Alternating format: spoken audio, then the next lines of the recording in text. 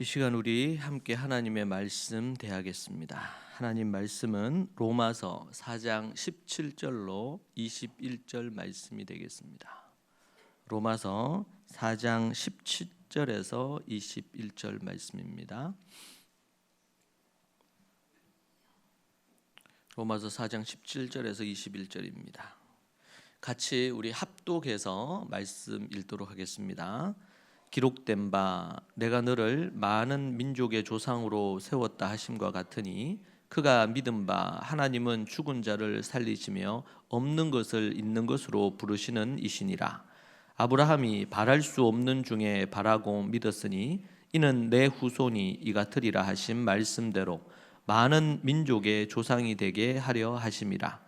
그가 백세나 되어 자기 몸이 죽은 것 같이 사라의 태가 죽은 것 같음을 알고도 믿음이 약하여지지 아니하고 믿음이 없어 하나님의 약속을 의심하지 않고 믿음으로 견고하여져서 하나님께 영광을 돌리며 약속하신 그것을 또한 능히 이루실 줄을 확신하였으니.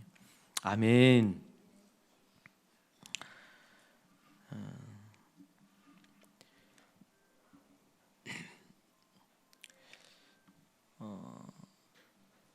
성경에 보면 시편 119편 9절에 보니까 청년이 무엇으로 그의 행실을 깨끗하게 하리이까 주의 말씀만 지킬 따름이니이다.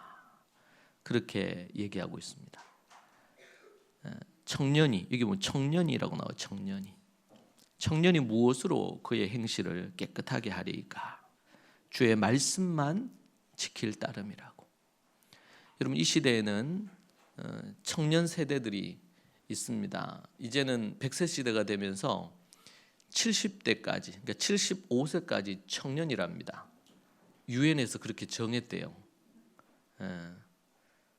그러니까 75세가 청년이니까 우리 여기 계신 대부분이 아직 어떻게 보면은 청소년일 가능성이 있죠. 청년이라 그렇게 해요. 그런데 여기 청년이 무엇으로 그의 행실을 깨끗하게 하리까 그렇게 말하고 있습니다. 세상에서는 이 청년이 되고 그러면은 갖가지의 세상의 것들을 즐기고, 물론 악하지 않는 선한 것을 우리 성도들도 즐길 수 있습니다. 그런데 성경은 우리에게 청년이 무엇으로 그의 행실을 깨끗하게 하리까? 무엇으로 깨끗하게 해요? 주의 뭐라고 되어 있어요? 주의 말씀으로. 주의 말씀만 지킬 따름이니라. 여러분, 우리가 어떻게 정결할 수 있는가? 행실을 깨끗하게 해서 마음이 청결한 자가 하나님을 본다고 했잖아요. 그러니까 마음이 청결해야 되고 행실, 마음뿐만 아니라 행실, 우리가 말하거나 행동하는 것, 행실이 깨끗해야 돼. 깨끗해야 돼요. 주의 말씀을 지킬 때에 그게 가능한 거예요. 주의 말씀은 주일날 교회 와서 설교 들을 때 잠깐 듣는 그것으로 우리가 주의 말씀을 취하는 게 아니고, 말씀을 따라합시다. 말씀은 귀로 듣고 마음으로 듣고 손발로 듣는다. 듣는 것은 성경적, 우리 히브리적인 관점에서 보면 먼저 귀로 듣고, 귀로 들어야 되겠죠. 그래서 귀로 들으면 알게 되고, 그러면 마음에 남아요. 그래서 마음으로 또 들어야 돼. 마음으로 들은 것이 마음에만 있으면 안 되겠죠. 손발로 행함이 있어야 되지. 행함이 없으면 귀로 들은 것은 그냥 아무런 의미가 없어요. 어머니들이 얘기하잖아, 자녀들한테. 내가 네한테 얘기한 거 어디로 듣냐 도대체? 귀로 듣고 마음으로 듣고 또 어떻게 해요? 손발로 들어야 돼. 그래서 청년이 무엇으로 그의 행실을 깨끗하게 하리까? 주의 말씀을 지킬 따름이라. 말씀을 듣고 마음으로 새기고 또 어떻게 해요? 손발로 행할 때.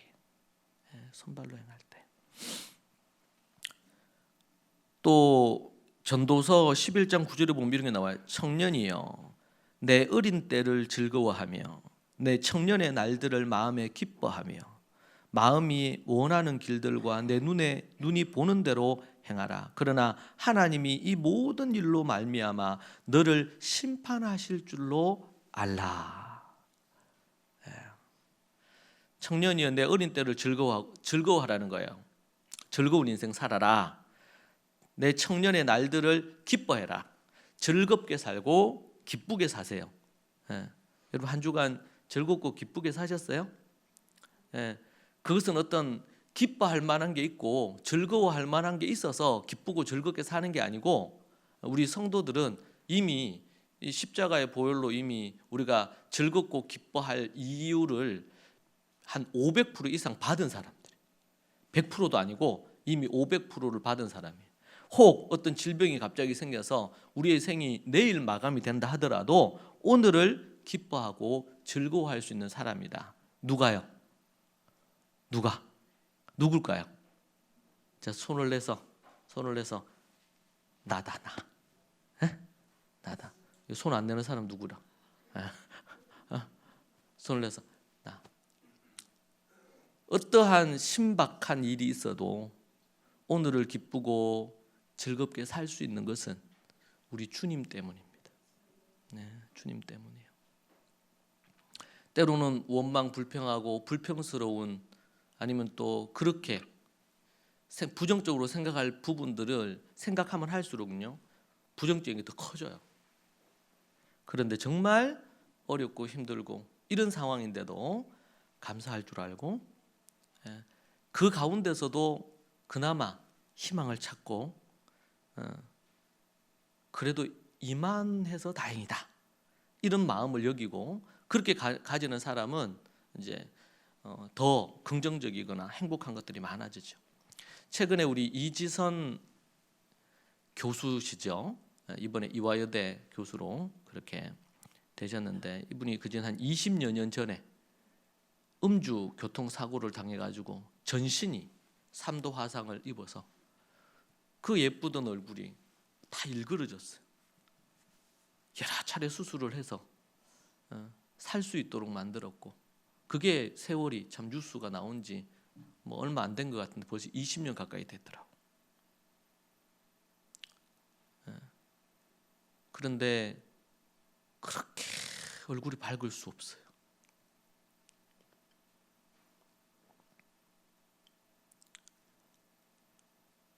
여러분, 우리는 그 여성으로서 화상을 입어가지고 아무리 수술을 많이 해도 원래대로 못 돌아오잖아요. 이 피부라는 게 한계가 있어, 재생이.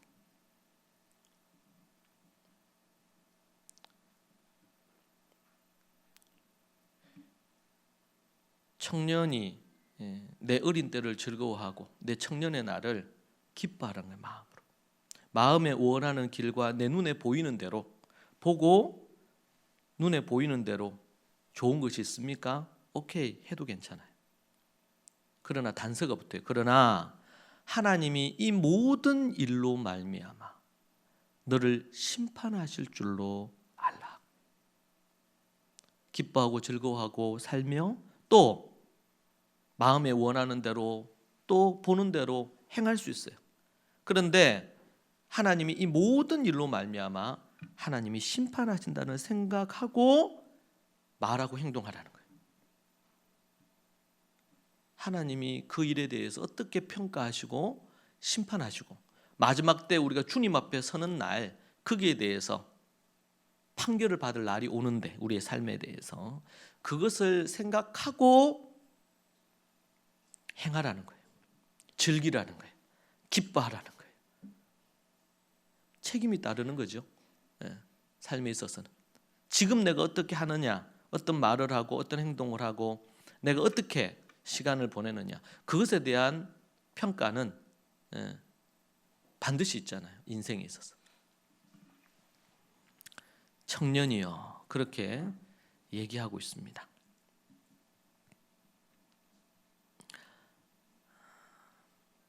오늘 우리가 본 하나님의 말씀을 중심으로 우리가 함께 우리 조상 아브라함 그의 믿음에 관하여 우리가 살피려고 합니다. 오늘 우리 읽은 말씀 그 앞부분에서 아주 인상 깊게 등장하는 말씀이 있습니다. 그건 뭐냐면 지금 오직 믿음으로 또 예수님의 보혈로 의롭다함을 얻는다라는 부분에 대한 전제를 가진 상황에서 바울은 그 예로 아브라함을 예를 들고 아브라함이 믿음으로 의롭다함을 받았다. 그것을 할례를 받는 것을 기준으로 언제 의롭다함을 얻었는지를 갖고 얘기를 하죠. 또 하나는 다윗을 불러냅니다. 6절에 보니까 일한 것이 없이 하나님께 의로 여기심을 받은 사람의 복에 대하여 다윗이 말한 바 불법이 사함을 받고 죄가 가리어짐을 받는 사람들은 복이 있다. 주께서 그 죄를 인정하지 아니하실 사람은 복이 있도다 함과 같으니라. 다윗의 말씀을 가지고 와서 얘기를 하고 있는 것입니다. 주께서 그 죄를 인정하지 아니하실 사람은 복이 있도다. 그러니까 죄를 짓고 죄인인데 그 사람은 죄인이 아니다 라고 하나님이 해주신다는 거예요. 이건 너무한 거 아닙니까? 죄를 지었으면 죄인이라고 해야지, 처벌받아야지, 벌받아야지. 그런데 하나님께서 죄를 지었는데도 죄를 가리워 주시고 불법이 용서함을 받고 그리고 주께서 그 죄를 죄라고 인정을 안 하는 거예요. 죄 없다 하는 거예요. 그 사람에게는.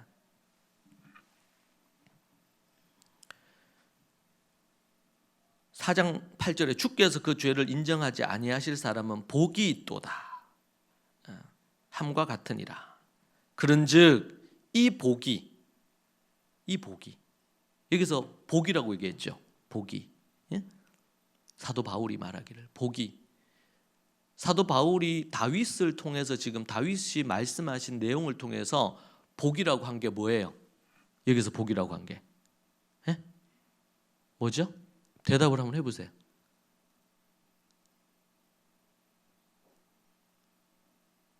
뭐가 복이라고 말하고 있어요? 다윗이 죄가 있는데 사함을 받은 거, 죄가 있는데 죄 없다 한 거, 일한 것이 없는데 삭슬 받는 거예요. 일을 안 했는데 월급을 받은 거예요. 죄가 있는데 죄가 없다 한 거예요. 이걸 뭐라 그래요? 은혜라 그래요. 은혜. 죄사함의 은혜.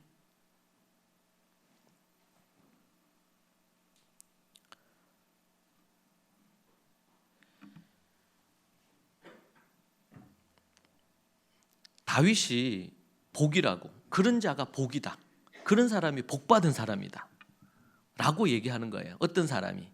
죄가 있는데 죄가 없다 함을 얻은 사람.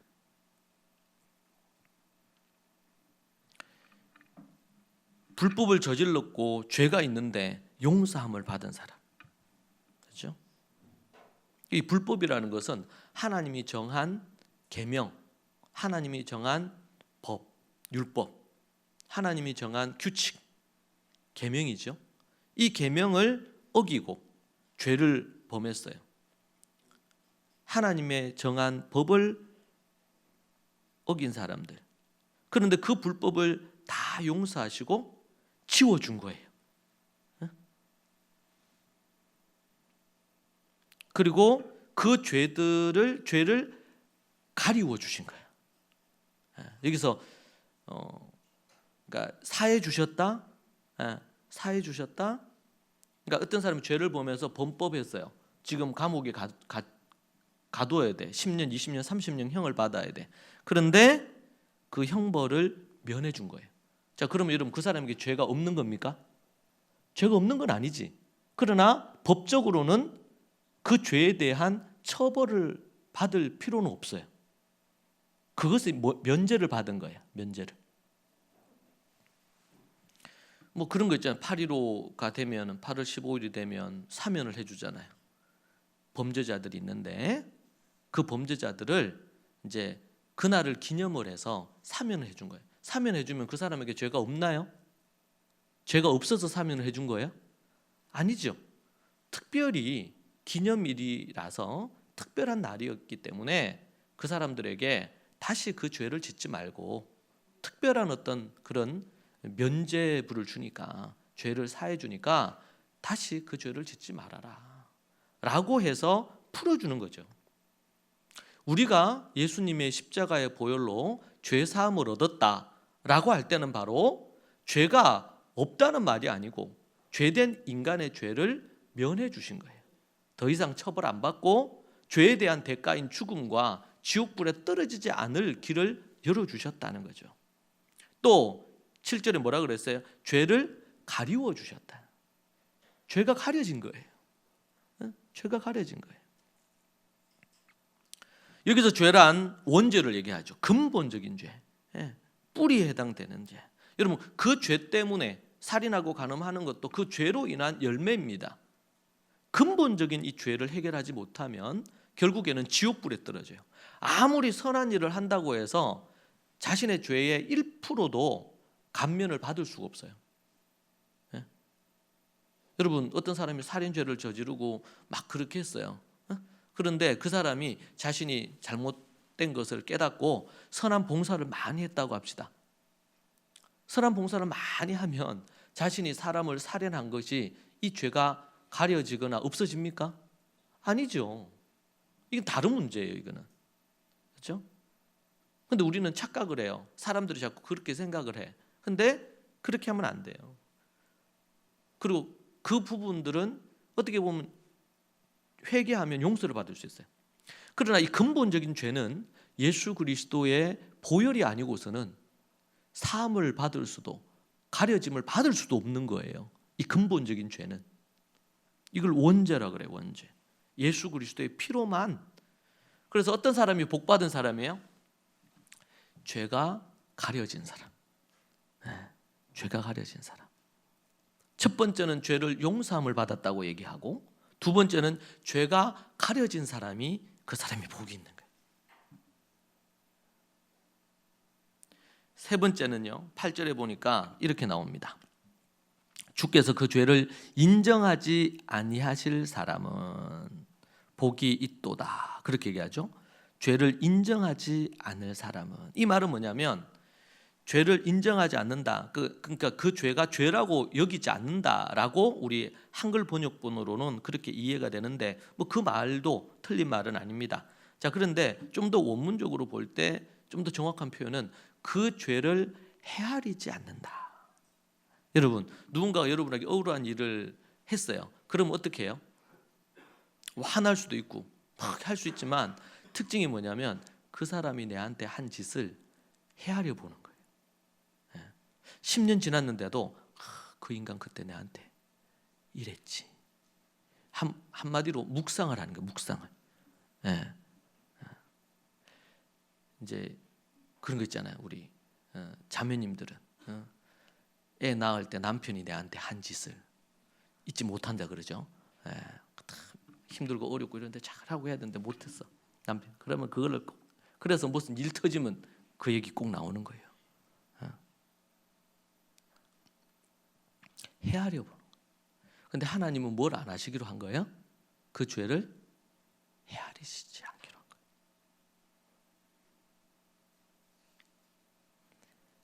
그것을 다르게 표현하면 죄를 인정하지 않는다. 좀 정확한 부분은 그 사람의 죄를 기억하지 않는다. 헤아리지 않는다. 동해에서 서가 먼 것처럼 기억하지 않는다. 잊어버리겠다는 거예요.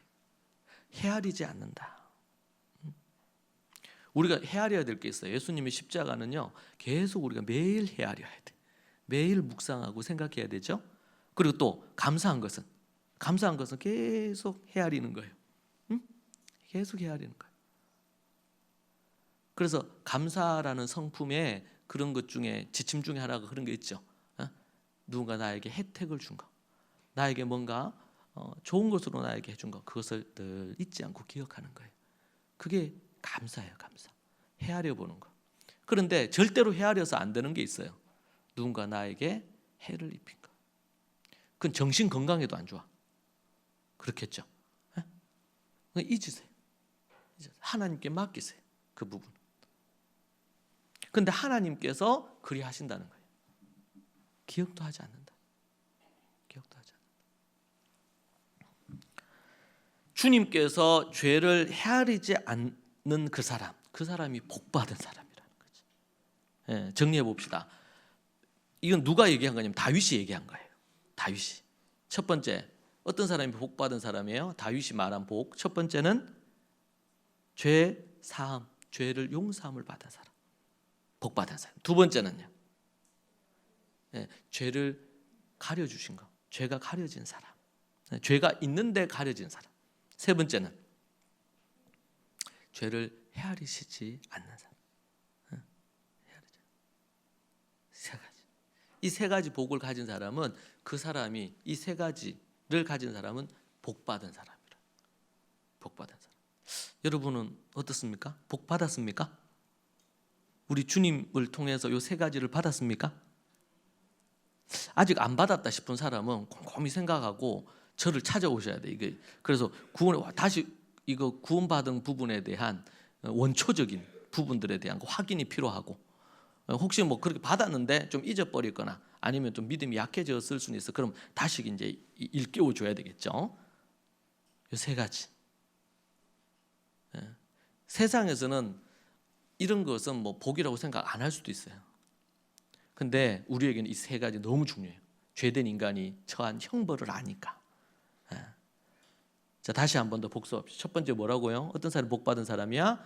죄 용서함을 받은 사람, 죄 사함을 받은 사람. 두 번째는요, 죄가 가려진 사람. 세 번째는 죄를 헤아리지 않는 사람. 하나님께서 그 사람의 죄를 헤아리시지 않아. 얼마나 그게 감사해. 내가 지은 죄가 있는데 하나님이 그것을 매일 곱씹는다 생각해봐요. 내가 눈을 딱 뜨는 순간, 부팅되는 순간 하나님이 권창규, 네 죄를 내가 안다 이러면서 예를 들면 불꽃 같은 눈으로 나를 쳐다보고 있어요. 눈을 딱 떴는데 하루가 엉망이겠지. 악몽이에요, 악몽. 근데 하나님은 우리 절대자 되시는 창조주 하나님이 그것을 기억하지 않는다는 거예요. 여러분, 이게 얼마나 큰 은혜예요. 여러분, 다윗이 하나님 앞에 살인하고 간음을 했어요. 정말 못할 짓 했지. 근데 하나님이 그가 하나님 앞에 진정으로 회개하고 주님 앞에 돌이킬 때 하나님이 그것을 헤아리지 않고 기억하지도 않고 그걸 덮어주시는 거예요. 그게 은혜라. 그 은혜가 얼마나 커요. 만약 그렇게 했다고 해서 그래, 하나님이 한번 그렇게 하셨으니 내가 다시 또 이런 죄를 지어도 내가 또 회개하면 하나님 또 용서해 주시겠지 이러면서 또 살인하고 간음하고 이 짓을 한다 생각해봐요. 그건 진정성이 없는 회개죠. 그럴 수 없느니라 그 얘기하잖아요 지금 사도 바울이. 근데 중요한 것은 그렇다고 해서 그러면은 하나님이 죄를 가려주시고 용서해 주시고 헤아리시지 않는 것을 그러면 그게 필요 없느냐? 하나님 그렇게 해주시면 인간이 또 죄를 잘 짓고 이렇게 하는데 하나님 그러시면 안 돼요. 이렇게 할 자가 누가 있겠어요 이 땅에서. 그러면 용서함을 받을 사람, 죄사함을 받고 구원 얻을 사람이 이 땅에 한 명도 없을 거예요. 하나님이 우리에게 그렇게 하셨단 말이에요. 여러분, 이렇게 죄사함을 받고 용서를 받은 사람이 죄 가운데 더 갈 수 있겠냐는 거예요. 그 사람이 죄 용서함을 못 받았기 때문에 그럴 수는 있어. 근데 진짜 용서함을 받고 자신의 죄가 얼마나 더럽고 추하고 악하고 그 죄로 지옥불에 떨어질 존재였다는 것을 아는 사람이 하나님의 그 은혜를 입었는데 또 그 죄의 자리에 들어가서 죄를 마음대로 짓고 이럴 수 있냐 말이죠. 그럴 수 없단 말이에요.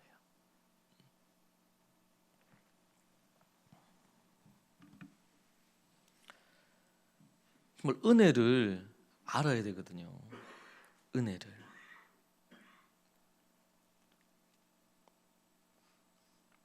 자, 다윗이 이 복에 대한 얘기를 이렇게 하는 겁니다. 이렇게. 여러분은 어떻습니까? 여러분은 죄인이라고 생각합니까? 여러분 어떤 죄를 지었습니까? 저는 이 근본적인 죄, 자기 마음대로 하는 게 죄라 그랬죠. 자기 마음대로 한 것들 다 죄예요.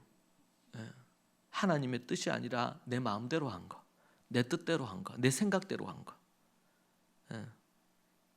하나님께 묻지 않고, 영적 지도자에게 묻지 않고 자기 마음대로 한 거, 이거 다 죄거든요. 죄. 뭐 저는 어릴 때부터 뭐 그렇게 나쁜 짓 하고 살지는 않았습니다. 겉으로 보이는 뭐 이런 부분으로 나쁜 짓 하지 않고 살았어요. 그런데 제가 이 죄라는 것에 대해서 진심으로 깨닫고 나니까 너무 죄가 많은 거예요. 죄가 아닌 게 없어. 내가 의롭다 생각한 것도 죄고, 누구를 판단한 것도 죄고, 내 마음으로 지은 죄들이 너무 무수히 많고, 그래서 저는 그때부터 저는 그걸 깨닫고 나서 저를 표현할 때 그렇게 표현합니다. 내가 죄인 중에 내가 괴수다. 죄인 중에. 사도 바울은 정말 율법에 철저한 사람이었잖아요. 근데 그가 죄인 중에 우두머리라는 거예요. 죄인 중에 죄인 중에 죄인이다. 저도 그런 고백을 할 수밖에 없더라고요.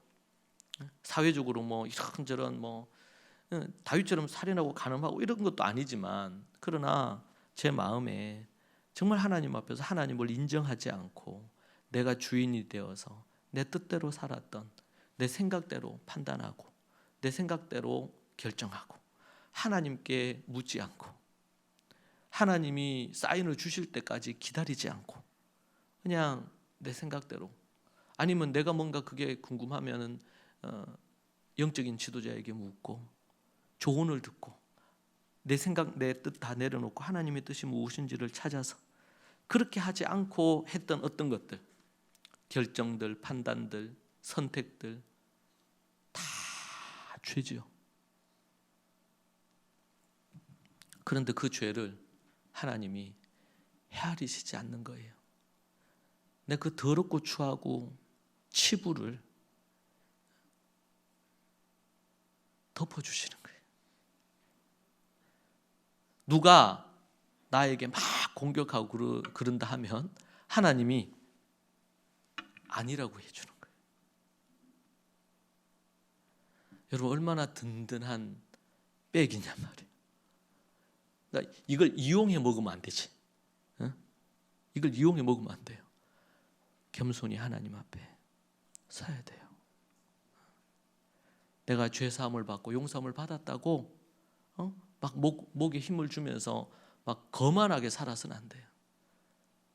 우리가 용서함을 받은 죄인으로서 고개를 숙여서 겸손하게 살아야죠.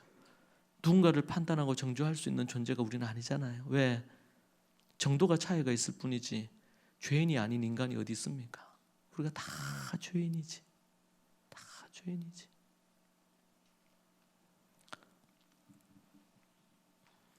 여러분 히브리어에는 바라크라는 단어가 있죠. 바라크라는 단어.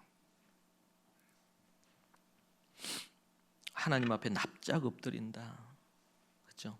납작 엎드려서 그 하나님을 경배하고 찬양한다. 여러분 하나님 앞에 예배하러 나와서 예배 때 찬양을 부르고 예배 드릴 때 정말 여러분 마음을 납작 엎드려서 그 주님을 높이는 그런 어떤 심정과 마음으로 경배하며 나아가십시오. 그냥 앞에서 노래 부르니까 노래 따라 부르는 게 찬양이 아니고 내 마음을 담아서 그 하나님께 나를 용서하시고 내 죄를 사해 주시고 내 죄를 가리워 주신 납작 엎드려서 하나님께 경배하고, 그리고 전적으로 주님께 순종하고, 순종이 제사보다 낫다 그러잖아요. 수만 수천의 재물보다도 순종, 한마디 떨어질 때 순종하는 것이 내 생각과 다르고 내 뜻과 다르고 알 수 없지만 이삭을 바치라 이렇게 얘기하는데 그게 납득이 됩니까? 상식적으로. 그럴 때에 아멘하고 순종하는 거예요. 그럴 때 하나님께서 일하시는 거죠. 순종하는 거예요. 어떤 사람이 복받은 사람이냐? 하나님 앞에 납작 엎드리는 사람, 그리고 납작 엎드려서 경배하는 사람, 그리고 전적으로 하나님께 순종하는 사람, 그 사람이 복받은 사람. 이게 바라크라는 근본적인. 이것은 우리가 하나님 앞에 어떻게 하느냐에 초점이 있죠. 이 바라크, 이 복은 우리가 어떻게 하나님 앞에 서느냐의 부분이에요.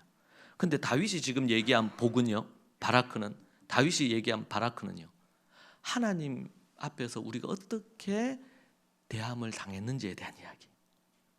그렇죠? 죄를 용서받고 죄가 가려지고, 죄에 대해서 기억도 하지 않고 더듬어 살피지도 않고, 주님, 제가 이렇게 죄인입니다. 제가 이런 짓도 하고 저런 짓도 하고. 제가 예전에 하나님 앞에요, 좀 더 젊었을 때, 20대, 하나님, 정말 하나님 앞에 나아갈 때마다 그렇게 회개가 되는 거예요. 눈물이 나고. 왜? 내가 지은 죄들을 생각하니까 너무 하나님 앞에 죄송해. 그런데 이게요, 옛날에 부흥회 있었으니까 부흥회 할 때마다 또 회개하는 거예요. 지난 부흥회 때 회개를 해서 죄사함을 받고 용서함을 받았다고 확신하고 이렇게 했는데, 다시 이제 부흥회하면 또 회개하는 시간이 이렇게 있잖아요. 그러면 다시 그 죄가 또 생각이 나. 그럼 또 회개하는 거예요. 여러분, 우리는 우리가 지은 죄를 절대로, 하나님은 헤아려 보고 잊어버리시지만 우리는 절대로 잊어버리면 안 돼요. 그래서 여러분, 그런 말이 있습니다. 사람에게는 그림자가 있어야 된다고. 여러분, 그림자가 있죠. 그림자. 여러분, 나중에 나가면 햇볕 있고 그러면 여러분 그림자 있는지 없는지 보세요. 여러분, 그림자가 없으면 어떻게 될까요? 섬뜩하지 않아요? 그림자가 없어, 사람에게. 영은 그림자가 없어요. 영은. 하나님도 영이신데 죽은 사람은 몸이 없잖아요. 영은 몸이 없기 때문에 뭐가 없어? 그림자가 없어요. 이 말은 좀 약간 좀 비유적으로 표현한 건데, 사람에게 그 사람의 허물이 있고 부족함이 있고 연약함이 있잖아요. 그게 없는 사람이 없단 말이에요. 근데 과거에 자신이 넘어지고 죄짓고 이렇게 한 부분들에 대한 거 용서함을 받았지만 그 그림자는 있어요, 없어요? 자기에게. 그것을 잊어버리면 안 된단 말이에요. 죽을 때까지 자신이 어떤 죄인이었는데 죄사함을 얻었는지를 잊어버리면 안 돼. 잊어버리는 순간 사람이 교만해지고 바리새인처럼 변할 가능성이 너무 높아요. 이게. 그래서 자신의 그림자를 기억해야 돼. 사도 바울은 용서함을 받았어요. 그 용서함을 받았기 때문에 죄로 인한 어떤 죄책감, 이런 부분에 있어서는 자유했어요. 그러나 뭘 기억해요? 내가 허물과 죄로 죽었던 존재인데 그랬던 나를 이제는 이렇게 하나님께서 나를 불러주시고 사용해 주신다. 과거를 절대로 잊어버리지 않는 거예요. 왜? 그게 내가 은혜를 계속 유지하는 거예요. 여러분, 정말 가난했던 사람이 부자가 됐다고 생각합시다. 근데 이 부를 가진 사람이 계속 이 부를 유지가 되려면 가난할 때 그 마음을 잊어버리지 않고 늘 건금절약하고, 가난할 때 그 마음을 알아서 가난한 사람들의 심정을 읽어줄 줄 알고, 이래야지 맞는 거잖아요. 이게 자기가 좀 부자가 됐다고 없는 사람 갑질하고 흥청망청 돈을 쓰고 그러면 그건 올바르지 않는 거죠. 똑같아요. 우리가 과거에 어땠는지. 그러니까 사도 바울은 수시로 얘기하잖아요. 나 죄인 중에 괴수다. 정말 용서받지 못할 죄인인 나를 주님이, 나를 이방인의 사도로 부르셨다. 그거면 뭐가 더 필요해? 사도 바울이 돈, 명예, 뭐 어떤 것, 그 다 필요. 그러니까 배설 부르기는 거예요. 그런 것들. 왜? 내가 받은 이 구원의 은혜가 너무 감격스럽고 귀하니까.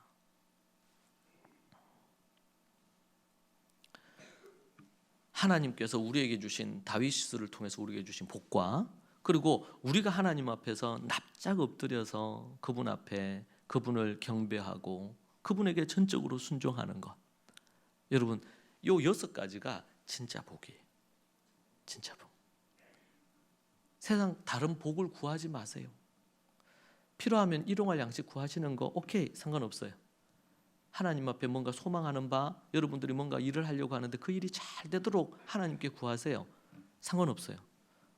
근데 그것이 잘 되느냐 못 되느냐가 여러분이 복받은 사람이냐 아니냐와 아무 상관이 없다는 거예요.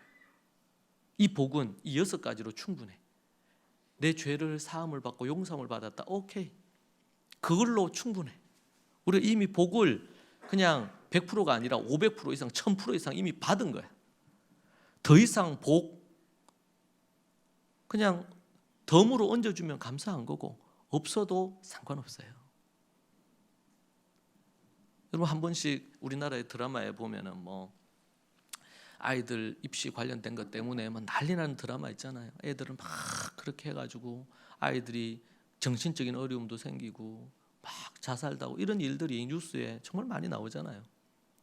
그런데 그러한 어떤 부분들이 있을 때, 근데 만약에 자식이 불치병이 걸렸다고 생각합시다. 살 날이 얼마 남지 않았어요. 여러분, 그러면은 그 아이에게 뭐 다른 걸 바라겠어요?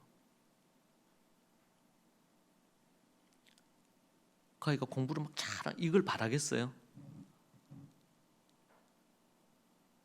나중에 뭐 성공하는 거 이런 걸 바라겠어요? 아니, 딱 하나만 바라겠죠. 건강한 거. 생명이 이어지는 거. 건강하게 생명이 이어지는 거, 그것만 일단 바라지 않겠어요? 1차적으로. 그거면 오케이 하지 않겠냔 말이에요. 여러분, 우리가 하나님, 죄인으로 인해서 죄로 말미암아 지옥불에 떨어지고 더 이상 희망이 없던 인간에게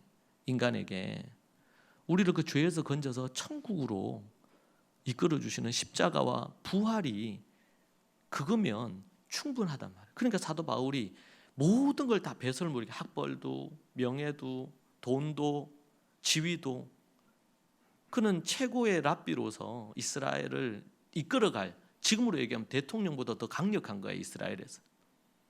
그랬던 그가 다메섹에서 주님 만나면서 모든 것을 오물로 여겼어요. 이게 다 쓸모없고 쓰레기다 이 말이 아니라 주님의 십자가의 은혜에 비하면 이건 아무것도 아니니까. 그게 뭔 대수예요, 그게. 그 모든 것들을 갖고, 죄를 갖고 지옥에 가느니 모든 것들을 잃어버리고 주님 한 분을 얻고 천국 가는 게 나으니까. 이것을 깨닫고 나서 사도 바울은 다 배설물로 여기는 거예요.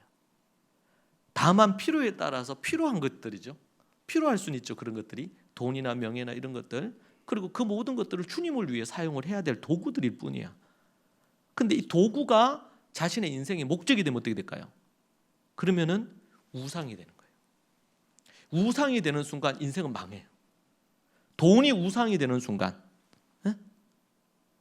좋은 어떤 직장이 우상이 되는 순간, 내 명예, 내 이름이 널리 알려지는 것이, 이것이 내 인생의 목적이 되는 순간, 우상이 되는 순간 하나님을 버리는 거거든요.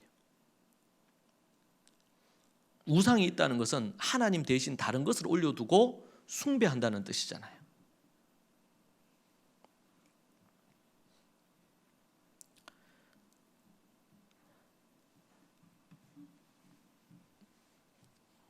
여러분, 우리가 복받은 인생이 무엇인지, 우리가 어떤 복을 받았는지 다윗을 통해서 3가지로 그 복을 우리가 경험하고, 또 그런 우리가 어떻게 하나님 앞에 복받을 인생으로 살 것인지, 복받은 자가 복을 계속 누리며 살 것인지, 그러려면 이 3가지가 필요하다. 납작 엎드리고 그분을 경배하고 순종하는 것.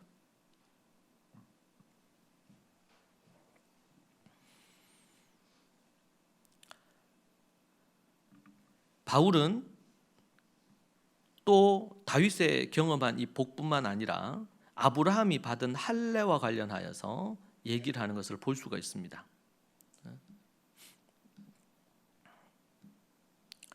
그것이 이제 얘기가 나오는데요. 아브라함의 믿음으로 그가 의롭다함을 얻었다고 그렇게 말하잖아요. 그가 어떤 믿음을 가졌는지 우리는 살필 수 있습니다. 첫 번째가 죽은 사람을 살리시는 하나님을 그가 믿었습니다. 17절을 볼까요? 기록된 바 내가 너를 많은 민족의 조상으로 세웠다 하신 것 같이 그가 믿은 바 어떤 것을 믿었느냐? 아브라함 하나님은 죽은 자를 살리시며 없는 것을 있는 것으로 부르시는 이시니라. 첫 번째가 죽은 자를 살리실 줄로 믿었어요.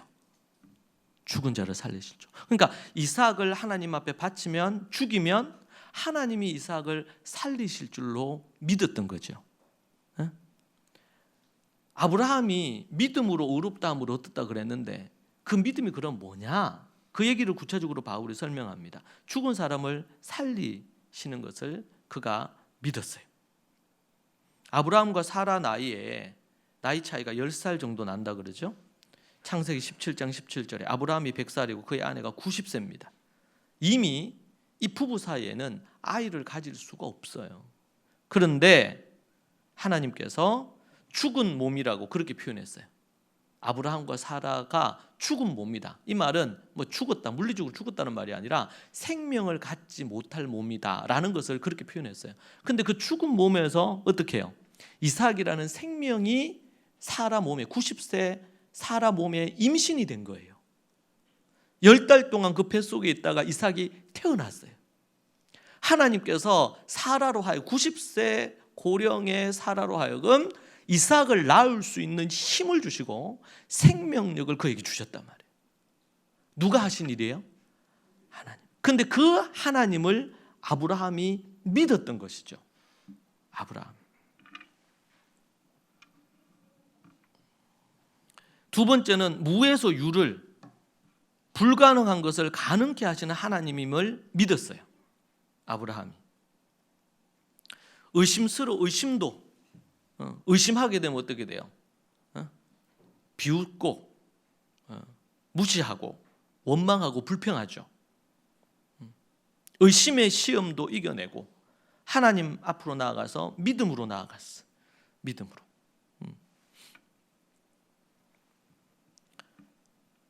그리고는 하나님께서 그냥 아이 하나를 주겠다 하신 게 아니라 내가 너로 큰 민족을 이루게 하겠다 그랬어요. 그 약속이 창세기 12장의 약속이 이루어졌죠.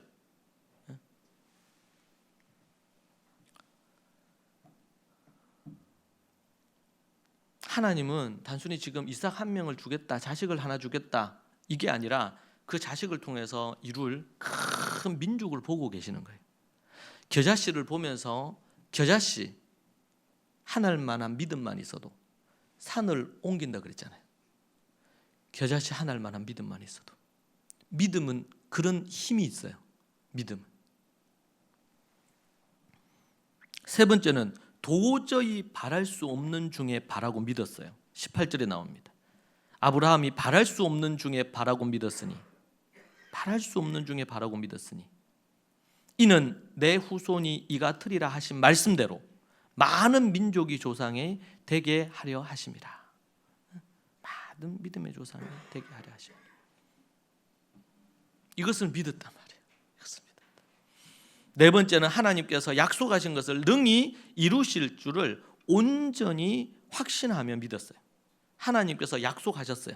내가 너로 큰 민족을 이루게 하겠다. 약속을 하셨어요. 근데 아브라함이 믿음이 약해질 때도 있었고 이랬지만 계속 반복해서 얘기해 주시는 거예요.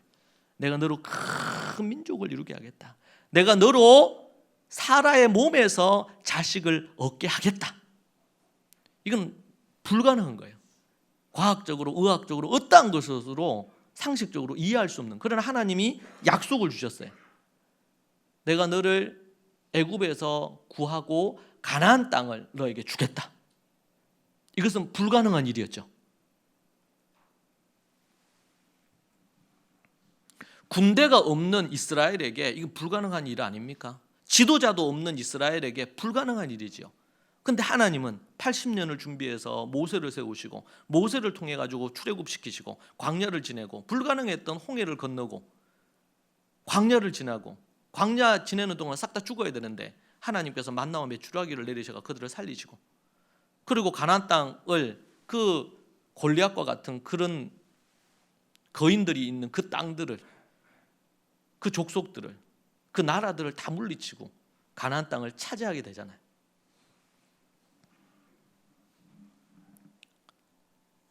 약속하신 것을 이루실 줄을 믿는 거예요. 여러분, 이 세상에서는, 이 시대에는 여러분 자기가 자기의 어떤 그 기대를 약속이라고 믿고 붙들면서 막 기도하는 사람들이 있어요. 그러면 안 돼요. 하나님으로부터 온 약속이어야 돼요. 하나님으로부터. 네? 뉴스에 그런 거 나왔죠. 어느 목사가 어느 집사가 있는데 임신해서 애를 낳았는데 그 부부 사이 이 애가 시간이 지나면 지날수록 자꾸 목사를 닮아가더래. 남편이 보니까. 그러니까 알고 보니까 어떤 불륜인 거겠죠. 근데 뭐라 그랬냐면 그 목사가 성령으로 잉태된 것 같다는 거예요. 말도 안 되는 얘기를 해요. 말도 안 되는 얘기를. 그런 뉴스가 있다는 게 참 슬픈 현실이에요. 하나님이 약속하셔야 돼요. 하나님이 말씀하셔야 되고, 근데 개인적으로 주관적으로 막 이렇게 자기 기대나 자기 소망을 약속으로 받으면 안 돼요. 성경에서는 분명히 하나님이 약속을 육성으로 주시든 어떤 형태로 주시든 선지자를 통해서 주시든지 지도자를 통해 주시는데 하나님이 약속을 주셔요. 그 약속이 선명하고 분명해야 돼요. 그리고 그것을 붙들고 나아가야 되죠. 개인적으로 그게 이 주관적인 건지 아닌지는요, 그러면 어떻게 해요? 그래서 꼭 교회를 주셨어요. 내가 이렇게 하나님 앞 기도하면서 깨달음을 얻었는데 이걸 어떻게 하면 좋겠는지 어디에 가지고 와야 돼요? 교회 앞에 가지고 와야 돼. 그게 하나님의 뜻인지를 분별을 받아야 되니까. 그렇지 않고 개인적으로 막 기도하다가 환상 중에 뭐 어떻게 해서 산기도 가서 어디 받았다. 조심해야 된단 말이에요. 그런 경우 많잖아요, 보면. 기도해 보니까 당신 나하고 결혼하라 하더라. 어떤 사람은 기도해 보니까 이혼하라 하더라. 말도 안 되는 쓸데없는 얘기를 해요. 주님이 그렇게 말씀하셨대. 그러면 그걸 누구한테 가져와야 될까요? 일단은 교회 앞으로 가져와야 돼요. 목사님 통해서 확인받아야지 이게 진짜 그런 건지. 진짜 그런 건지. 저는 그런 얘기 들었어요. 어떤 분인데 막 이런 중에 제가 하나님 선교사로 부름을 받았다는. 그러면서 가는데 지금 현재 아내하고 이혼하고 가라는 거예요. 하나님이 그렇게 말씀하셨다는 거예요.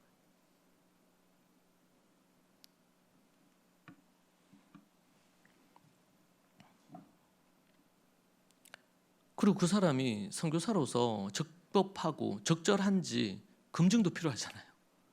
근데 그걸 뭘로 확인해요? 여러분, 교회를 통해서 확인해야 돼요. 하나님이 교회를 주신 이유가 바로 그런 부분이에요. 다윗도 하나님 앞에 성전 지으려고 할 때 선지자 나단에게 묻잖아요. 어떻게 하는 게 좋겠냐고. 하나님의 뜻이라고 자신은 생각해서 다윗은. 그러니까 하나님의 뜻인지 얘기했어요. 그러니까 그날 밤에 하나님께서 선지자에게 말씀하시죠. 내가 다윗을 통해 성전 받기를 원하지 않는다. 하나님의 뜻이 중요하니까. 그러면서 하나님이 그 아들을 통해 받겠다.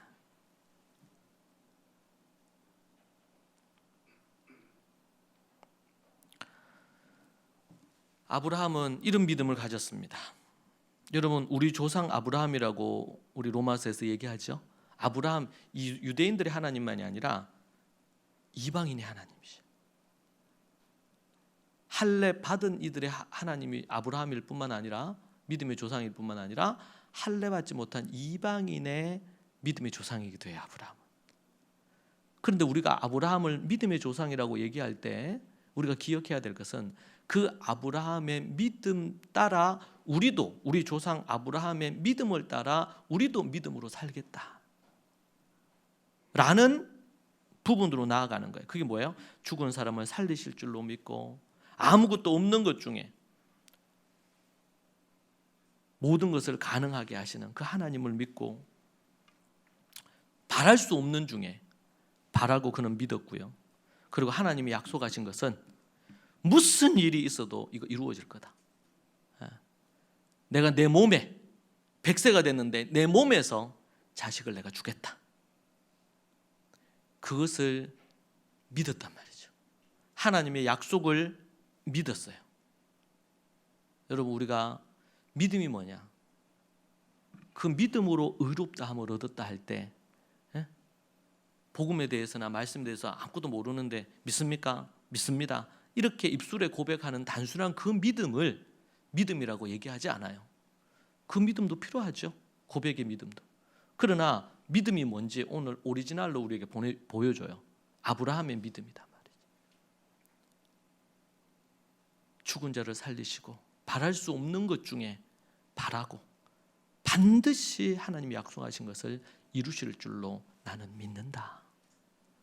이 아브라함의 믿음을 따르는 이들은 믿음의 자손이 되고 아브라함을 믿음의 조상이라고 말할 수가 있습니다.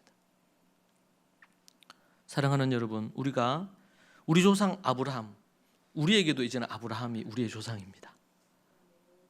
믿음으로 함께 의롭다함을 얻었으니까. 근데 여러분, 아브라함의 믿음을 쫓으며 사십시다. 아브라함이 걸었던 그 믿음을 쫓아서 우리도 함께 걸어가십시다. 그리고 하나님 앞에 그 믿음을 우리가 유지하고 계속 믿음이 충만해지도록 하나님의 말씀, 성령으로 충만한 저와 여러분이 되시기를 축복합니다. 기도하겠습니다. 하나님 아버지, 감사합니다. 우리가 무엇인데 다윗이 말한 이 복을 우리가 누리게 하시는지, 죄인 된 우리를 죄 없다 하시고 죄를 용서하시고 가려주시고 기억조차 하지 않으시고 우리를 의롭다 하시는 그 하나님 앞에 죄인 된 우리가 고개 숙여 마음 다해 주님 앞에 감사와 찬양을 올려드립니다. 주는 우리 믿음의 모든 식구들 그 은혜를 한시도 잊지 않게 주님 도와주시옵소서. 그 다윗이 고백한 그 죄사함의 이 은혜를 우리가 평생 간직하며 그 은혜에 보답하며 사는 인생이 되게 하여 주옵소서. 우리 조상 아브라함의 그 믿음을 우리도 따르기를 원합니다. 주님, 우리의 믿음이 약하고 부족하고 믿음이 없음을 주님 용서해 주시고 우리에게 믿음을 더하여 주옵소서. 좌절하거나 낙심하거나 포기하지 아니하고 집념을 갖고 도전하며 믿음으로 나아가는 인생들이 모두 다 되게 하옵소서. 예수님 이름으로 기도합니다. 아멘.